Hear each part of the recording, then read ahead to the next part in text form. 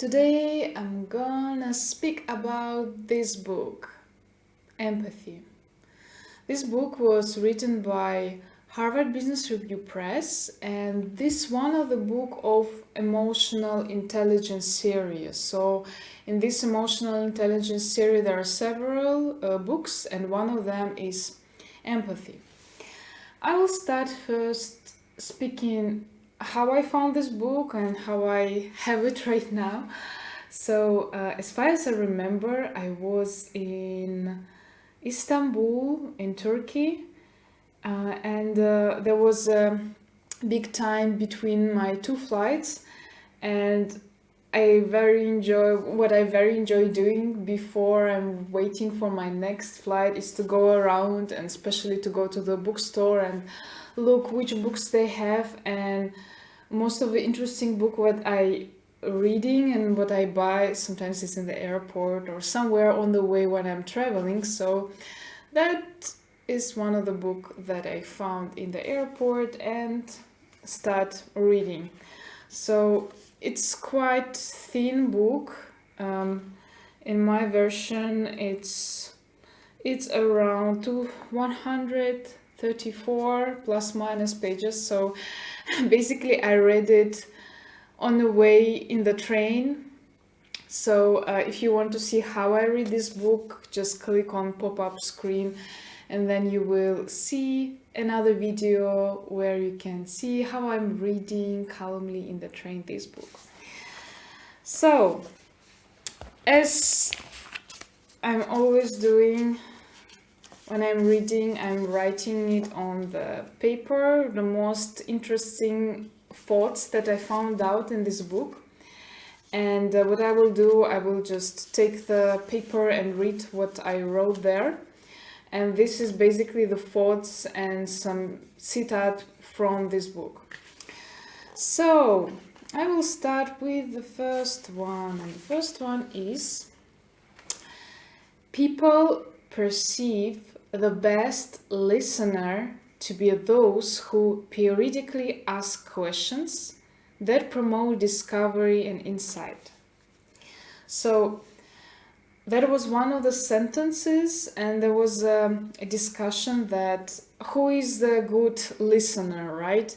Is it the person who is just silent, say no word, and just nodding like and or if, for example, this is a person who is reformulating the things what you are saying and asking at the end, this is what you mean? And the thought on this book is that the best listeners, the people say that this person is the best listener, is the person who really listen to you in a way that understanding what you're talking about or trying to understand what you're talking about, and ask specific questions that allows this person to proceed and give some new information and some new ideas and new thoughts. So it's always a certain conversation on the way, like this person allows another person to open the topic more and discuss more in more ways. So basically that's the first thought about that. Another thing what was interesting in this book is that I will give you an example. So at my job, I need to have a certain trainings that are mandatory for the employees, and one of the training was about listening and being a good listener and how to make it in different situations. And the trainer said that it's important when you listen to the certain person, you have to repeat or rephrase the things what this person say, and then say, oh, this is what you really mean. And there was a time then we can practice, and me and my colleagues were saying something, and then we are trying to repeat the same and say, okay, this is what you mean. This you mean that butterflies are flying in the air? This is what you mean? Something like this. And then I had a feeling like this is fake. Like this is not a fluid, natural conversation when you do that. What do you think about that? And the research show that this is ineffective, that this is very ineffective method, that you should proceed in another way, that you should ask open question, or you should not really repeating the same, rephrasing the same, and ask, this is what you mean, all the time. Probably there is a certain period of time that just to for your understanding it's okay to ask, but doing it all the time and in some kind of unnatural way, this is not a good sign for a listener. That's what Harvard Business Review said. So probably I have to send this book to the coaches that made this training, and maybe they get some new insights about that. So the next thought. Research has shown that feelings of warmth and positive relationships at work have a greater say over the employee's loyalty than the size of his or her paycheck. To say it in simple words, there is a situation in the company when someone made a mistake, the employee made a mistake. And there are different ways how the boss or chef is reacting on that. So if the boss is reacting on aggressive way, then the employee is scared to share the things with this boss because he is worried that he will, or she or they will react in the aggressive way to them again. Another way was that the boss will speak on the way like, hey, I understand that this is some challenging for you, or maybe you don't have a lot of practice or knowledge. Yeah, please do it in this way. So in some kind of empathetic, some kind of way that to give the person understanding what was going on, but at the same time not to push him, her, they back, just to give this person a chance to proceed the situation and not get into the deep depressive and bad feeling about the mistake what this employee made. And basically this sentence said that if, like, for employee, sometimes it's more important the relationship within the team, the relationship with your boss, the connection, how you trust each other, how you speak with each other, more than money or more than the salary that they get. So that it's interesting thought, and thinking about myself, I agree with that for me, if I have a situation to choose, my heart is saying to me that for me it's more important to have a boss and a team where I can share a lot of things, where you can help each other, and then you treat each other as best as you can.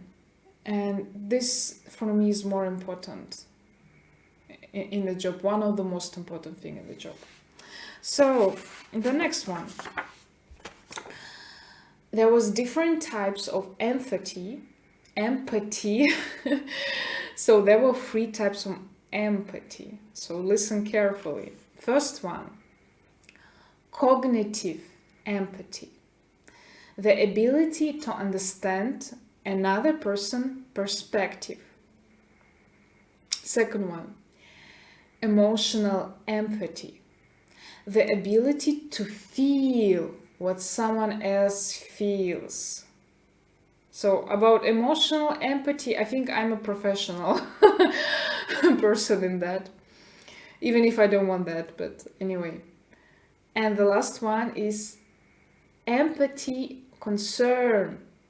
The ability to sense what another person needs from you. I think this is one of the highest level of understanding, okay, what this person wants from me. Maybe it's not always related to materialistic things. Maybe another person needs your attention, or different kind of support from your side, emotional, etc. So empathy, concern, this is one of the most interesting thing that a lot of people have to work on and understand.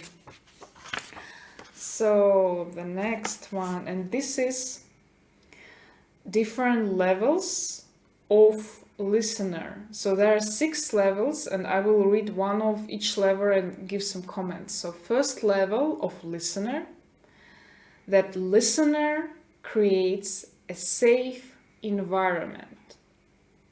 By safe environment, they mean that person who share with you in the conversation feel protected, secure, safe, that emotionally safe, that he can trust you, he can share with you certain things, and this is safe environment is really vital.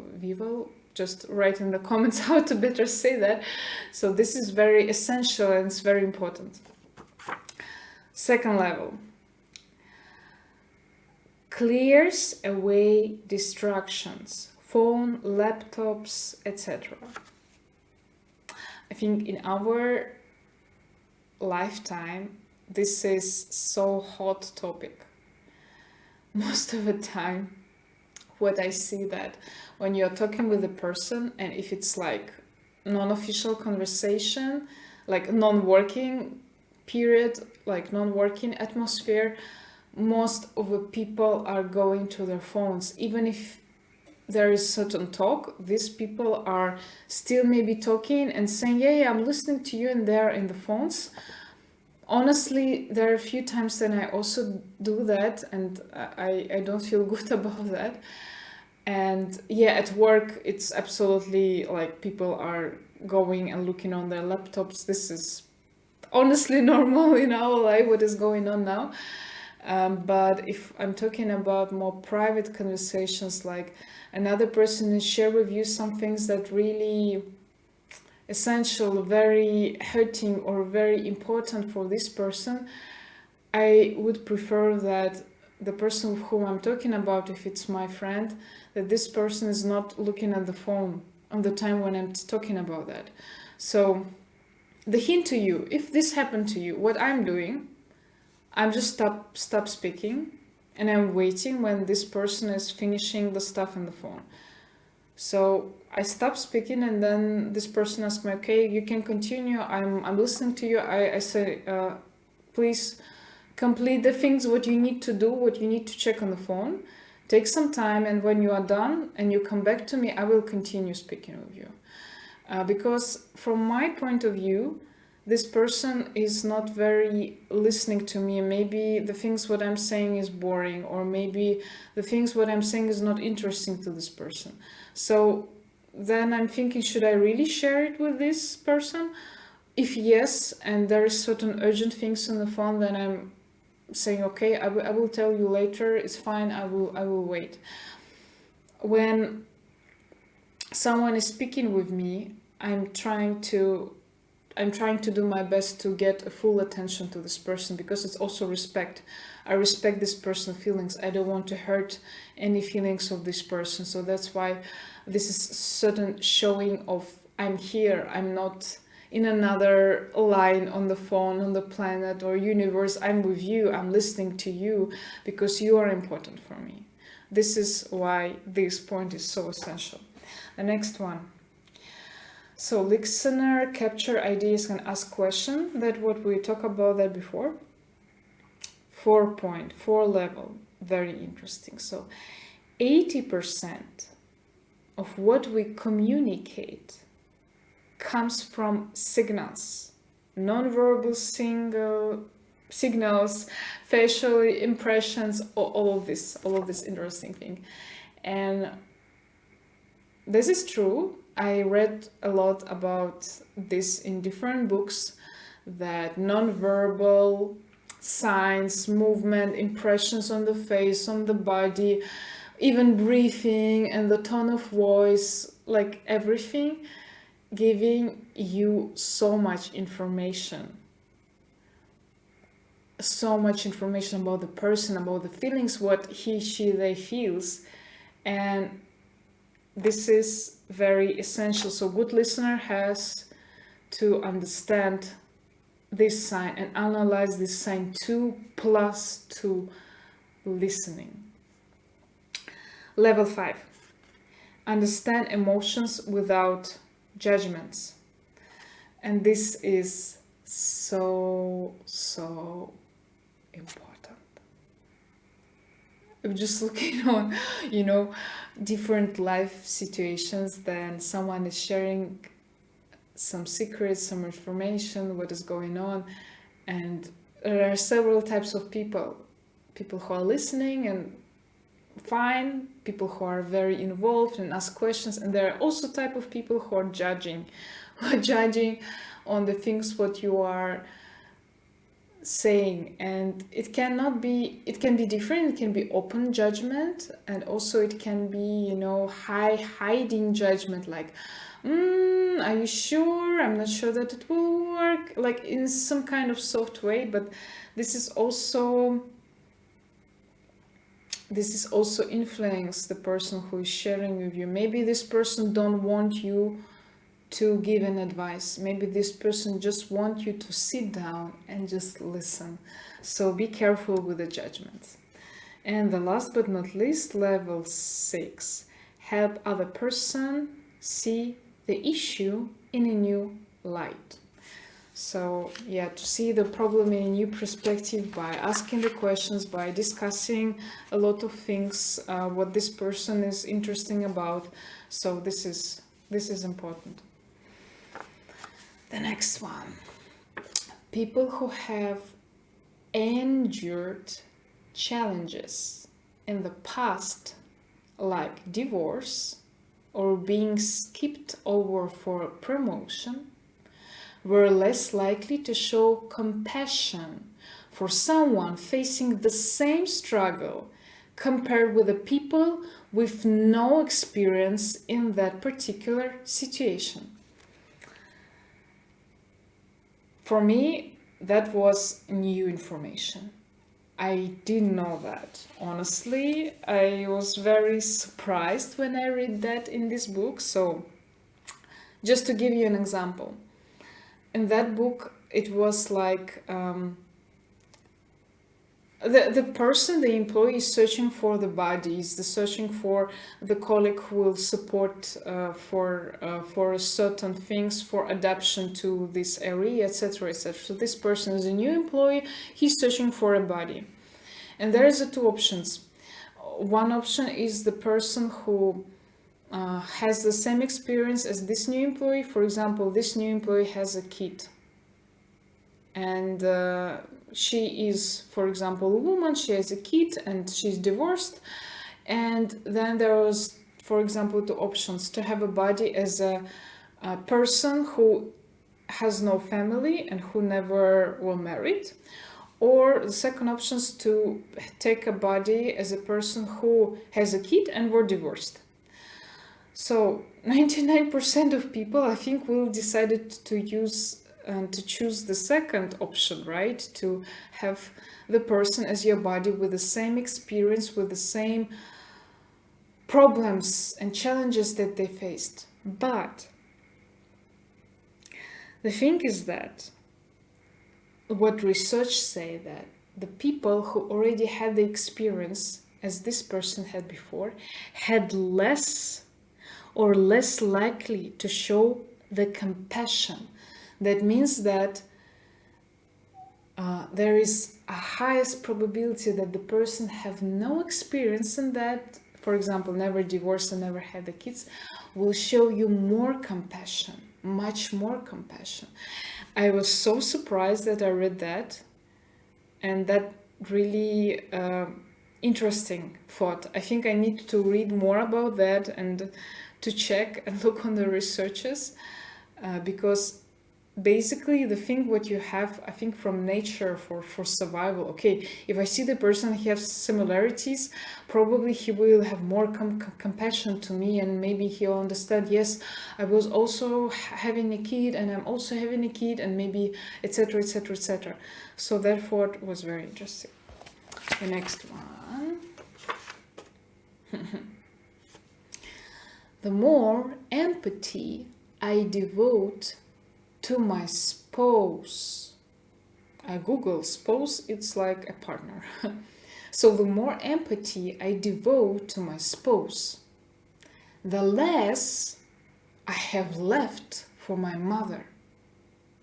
The more I give to my mother, the less I can give to my son. So,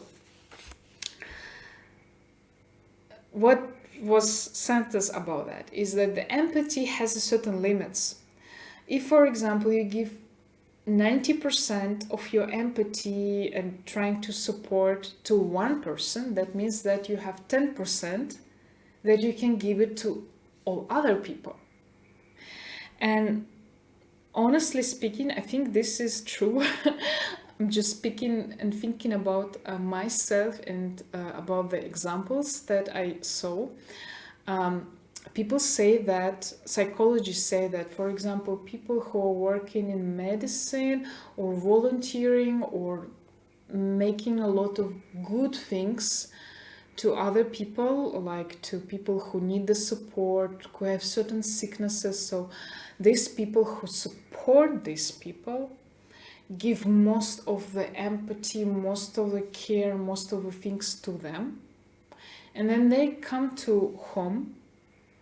They don't have a lot of resources and they don't have a lot of energy to give the same support, the same emotional things to their family, to their partners, to their kids. So they give less. And I heard about that from psychologists, and I was also surprised, because you think, okay, if this person is so kind and so good to other people, even if it's not family, even if they don't know them, maybe the same they behave with their own family, but that depends. That depends, and I'm sure that it depends on the situation, depends on the people, but as far as I know, there should always be a balance. So you always have to find a balance of yourself, how many empathy you are giving to this person, to this person, to this person, how many empathy you're giving to yourself to understand your own feelings. So that's interesting for it. And the last one, I wrote only one word, and this word is meditation. So why meditation? In this book, there was also thoughts and saying that more and better you understand yourself, understand your own feelings, own emotions, more you can understand other people and feelings and things what is going around in their lives. And how to reach that, one of the tools that was mentioned in this book is meditation. I was surprised. I was like, okay, meditation, I mean, why in this case, why in the case of empathy? And they give a really nice and I think fair answer in this book, that when you meditate, you're looking inside yourself, you're looking inside your parts, you're feeling the things what the body feels. You feel the things what is deep inside you, and you understand yourself more. And then when you're meditating, for example, in the nature, you feel more the things what is running around, the energies, blah blah, the sun. I mean, even if you're far away from these meditation things, it's simple. Just close your eyes in a silence for 5 minutes. You will feel something. You will feel something that you didn't feel before. You will hear or maybe have some visual things or wherever that you never thought before. So this is clear. If you're very far from meditation, you can always try my 5 minutes meditation. Just click on pop-up screen and then meditate with me for 5 minutes, and then you can have a certain idea what meditation is, and I hope you would like that. So coming back to this example, and there was also a lot of things, an example of conversation with Dalai Lama, and the things what he was also speaking about, and the thing is that meditation is one of the tools that gives you ability to understand the other people's feeling. I would honestly like more if in this book there will be more examples how people, you know, have certain empathy and learn how to be more feeling other people's feelings, because I think that from one side it's coming from the nature, right? So you can be very emotional and sensitive from the childhood. You're born with that. I mean, I'm like this. I'm born with that, you know. I cannot change that. And there is some people who have this less, but I'm sure that there are some tools, for example, meditation, that I can at least improve it. And I would be glad if it in this book there will be more examples for the people who want to improve their empathy, who want to improve their feelings of things what is going around emotional intelligence, and that there will be more key points for these people. So far, I recommend people to read this book. I think this is interesting point of view from different researchers, from different scientific works, and yeah, I recommend you to read this book, and I hope that was interesting for you. Take care.